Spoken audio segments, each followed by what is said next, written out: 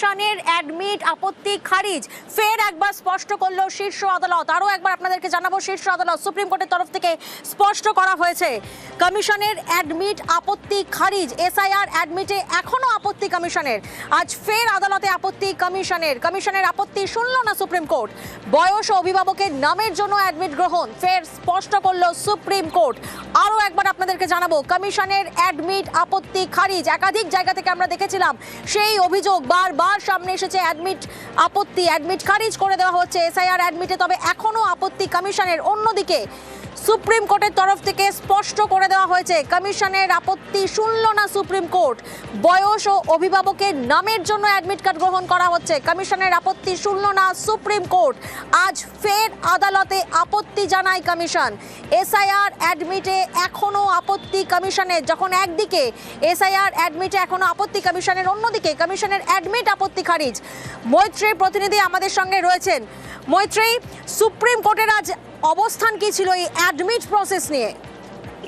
দেখো, সুপ্রিম কোর্টের তরফ থেকে প্রাথমিকভাবে যখন কমিশনের তরফ থেকে আপত্তি জানানো হয় যে অ্যাডমিটকে ইন্ডিভিজুয়াল ডকুমেন্ট হিসাবে গ্রহণ করার ক্ষেত্রে যখন আপত্তি জানানো হয়, তখন সুপ্রিম কোর্টের বিচারপতি জয়মাল্য বাগচি তিনি বলেন যে অ্যাডমিট কার্ডটা এই কারণেই তারা অ্যালাউ করেছিলেন, তার কারণ যারা দায়িত্ব পাচ্ছেন যে সমস্ত বিচারকরা, তারা এই অ্যাডমিট কার্ডের বিষয়ে তারা ওয়াকিবহাল এবং তারা জানেন যে জন্ম পরিচয়পত্র হিসেবে অ্যাডমিট কার্ড ব্যবহার করা যেতে পারে। সেই কারণেই তারা অ্যালাউ করেছিলেন। কিন্তু কমিশনের আইনজীবীর তরফ থেকে বারবার করে এই বিষয়টি উল্লেখ করা হয়। আইনজীবী নাইডু তিনি এই বিষয়টি উল্লেখ করেন যে এই ডকুমেন্টটা স্ট্যান্ডঅ্যালোন ডকুমেন্ট হিসেবে কোনোভাবেই গৃহীত হতে পারে না, ঠিক যেমন আধার স্ট্যান্ডঅ্যালোন ডকুমেন্ট হিসেবে গৃহীত নয়। আদালতের তরফ থেকে তখন বলা হয় যে যেহেতু মাধ্যমিক পাস সার্টিফিকেট আগে থেকেই উল্লেখিত রয়েছে এসেনশিয়াল ডকুমেন্টসের মধ্যে, সেই কারণে তারা আলাদা করে উল্লেখ করেননি। পুরোনো যে অর্ডারটি ছিল সর্বোচ্চ আদালতের, তার পরিমার্জন করার সিদ্ধান্ত নেয় সর্বোচ্চ আদালত, এবং সেই পরিমার্জন করে তাদের তরফ থেকে জানানো হয় যে এই মাধ্যমিক পাস সার্টিফিকেটের সঙ্গে অ্যাডমিট কার্ড জমা দেওয়া যেতে পারে, এবং সেটা কখন সেই অ্যাডমিট কার্ড জমা দেওয়া যেতে পারে জন্মের জন্ম তারিখের হিসেবে, এবং অভিভাবক পরিচয়পত্র হিসেবে ব্যবহার করা যেতে পারে। আপনি সর্বোচ্চ আদালত। বেশ মৈত্রী, তুমি আমাদের সঙ্গে থাকো।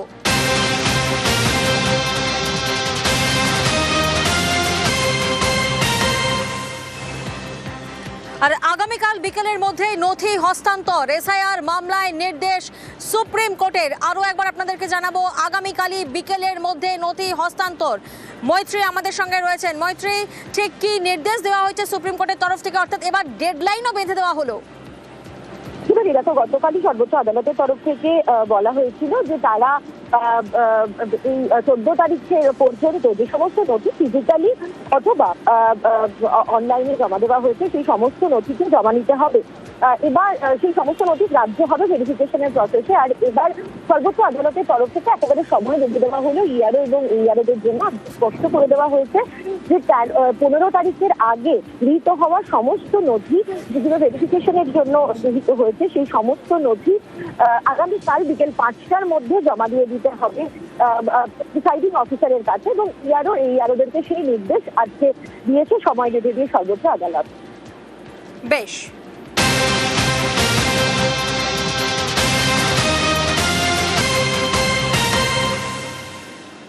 অন্যদিকে একদিনে 1 লক্ষের কম অভিযোগের নিষ্পত্তি, আর এই তথ্য যাচাইয়ের জন্য এখনো পর্যন্ত 200 জন জুডিশিয়াল অফিসার।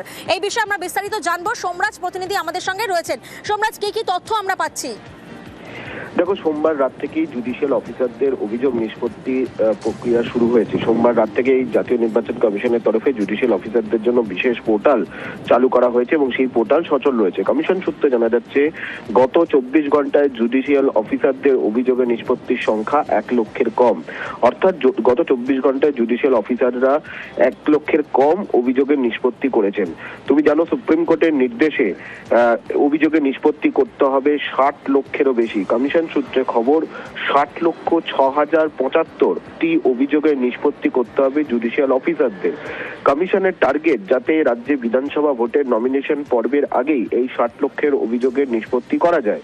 ইতিমধ্যেই 200 জন জুডিশিয়াল অফিসার তারা অভিযোগ নিষ্পত্তির কাজ করছেন, যেহেতু তারা আইডি ও পাসওয়ার্ড পেয়েছেন পোর্টালের মাধ্যমে কাজ করার।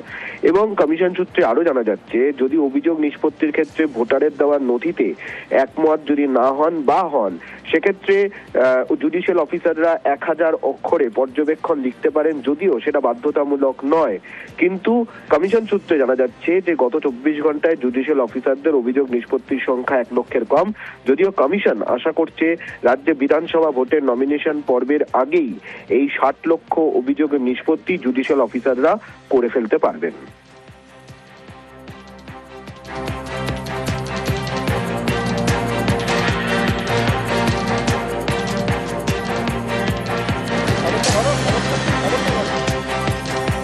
অর্থাৎ একদিনে 1 লক্ষের কম অভিযোগের নিষ্পত্তি, এসআইআর এর 60 লক্ষ নথি যাচাইয়ে বিচার বিভাগ, যুক্তিগ্রাহ্য তথ্য বিভ্রাটে নথি যাচাইয়ে বিচার বিভাগ, নথি যাচাইয়ে এখনো পর্যন্ত 200 জুডিশিয়াল অফিসার।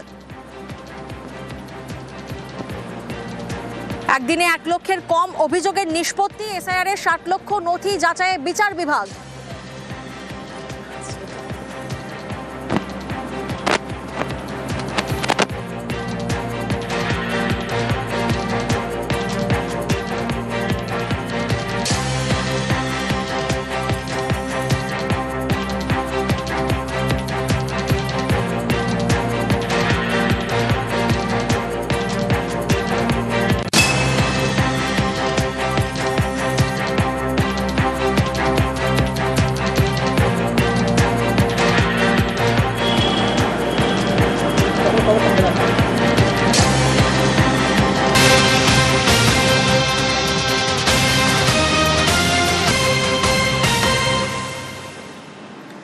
সুপ্রিম নির্দেশে ভিন রাজ্যের বিচারকরাও এবার, এবং সেক্ষেত্রে বাংলায় কি এবার এই তথ্য যাচাইয়ের জন্য 500 জুডিশিয়াল অফিসার? বিস্তারিত জানবো, অর্ণব প্রতিনিধি আমাদের সঙ্গে রয়েছেন। অর্ণব, সুপ্রিম নির্দেশে এসআইআর বিচারে এবার ভিন রাজ্যের বিচারকরাও, কতজন জুডিশিয়াল অফিসার সেক্ষেত্রে কাজ করবেন, কি তথ্য পাচ্ছি আমরা? দেখো, গতকাল সুপ্রিম কোর্ট নতুন যে নির্দেশ দিয়েছে, অর্থাৎ জুডিশিয়াল অফিসারের সংখ্যা বাড়াতে হবে, এমনটা কলকাতা হাইকোর্টের প্রধান বিচারপতি রিপোর্ট দিয়ে জানিয়েছিলেন দেশের শীর্ষ আদালতকে। গতকাল দুটো প্যারামিটার বাড়িয়েছে। এক, যাদের 3 বছরের অভিজ্ঞতা রয়েছে, জুনিয়র বা সিনিয়র ডিভিশন যে সমস্ত সিভিল জজ, তাদেরকেও এই এসআইআর এর অভিযোগ নিষ্পত্তির কাজে ব্যবহার করা যাবে। এই ক্ষেত্রে আমাদের রাজ্যে 250 জন ডিস্ট্রিক্ট জজ বা অ্যাডিশনাল ডিস্ট্রিক্ট জজ, এবং সেক্ষেত্রে অবসরপ্রাপ্ত ধরে 250-র মতো সংখ্যাটা হয়েছিল জুডিশিয়াল অফিসার। এবং নতুন যে প্যারামিটার, রাজ্যের সিভিল জজ, জুনিয়র সিনিয়র ডিভিশন, তাদের 3 বছরের অভিজ্ঞতা নিরিখে গতকাল থেকে এই অ্যাসেসমেন্ট শুরু হয়েছে, এবং জেলা ভিত্তিক এই অ্যাসেসমেন্টের পর 250-র বেশি নতুন করে জুডিশিয়াল অফিসার কলকাতা হাইকোর্ট পাচ্ছে। অর্থাৎ 250 জন আগেই ছিল ডিস্ট্রিক্ট জজ, অ্যাডিশনাল ডিস্ট্রিক্ট জজ, এবার সংখ্যাটা 500-র বেশি হলো। এবং 500-র বেশি কোথায় গিয়ে থামবে সেই পুরো হিসেবটা পেতে হয়তো আজকের দিনটাও লাগবে। এবং এই নতুন যে 250 জন, তাদের ছুটি গতকাল বিজ্ঞপ্তি জারি করে বাতিল করা হয়েছে, অর্থাৎ তার এখন ছুটি নেওয়া যাবে না। যদি ওভারঅল এর আগেই বিজ্ঞপ্তি সমস্ত বিচারকদের ছুটি বাতিল করা হয়েছে 9 মার্চ পর্যন্ত, কিন্তু গতকাল আরেকবার জানিয়ে দেওয়া হয়েছে। অর্থাৎ রাজ্যে যে সমস্ত বিচারকরা রয়েছেন সেই সংখ্যাটা সুপ্রিম কোর্টে দেওয়া নতুন প্যারামিটার অনুযায়ী 500 ছাড়ালো। এখন এই 500-র বেশি জুডিশিয়াল অফিসার নিয়ে প্রায় 60 লক্ষ বা 70 লক্ষ যে সংখ্যাটাই হোক, সেই অভিযোগের নিষ্পত্তি করতে কতদিন লাগে সেই ডে কাউন্টটা দেখার পরেই আজকে হয়তো প্রধান বিচারপতি সিদ্ধান্ত নেবেন ঝাড়খণ্ড বা ওড়িশা হাইকোর্টের প্রধান বিচারপতিকে কিভাবে অনুরোধ, কতজন বিচারক যে আবেদন করা হবে সেই বিষয়ে চূড়ান্ত সিদ্ধান্ত নেবেন।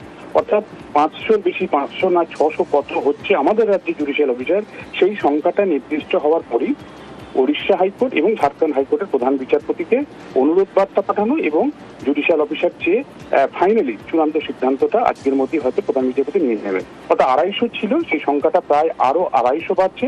500-র বেশি জুডিশিয়াল অফিসার এবার এসআইআর এর অভিযোগে নিষ্পত্তির কাজে হাত দেবেন। বেশ,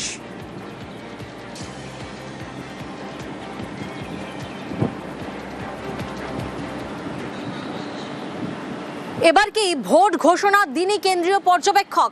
রাজ্যের প্রতি বিধানসভা কেন্দ্রে নজরদারি এবং তার জন্য প্রস্তুতি, তার জন্য প্রিপারেশন চলছে। আপনাদেরকে জানিয়ে রাখি 1444 জনকে প্রশিক্ষণ দিচ্ছে কমিশন।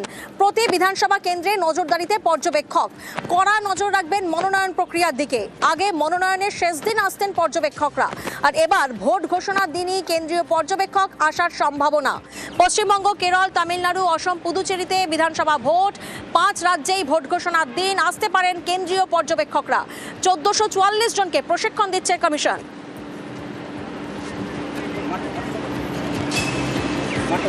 মাঠে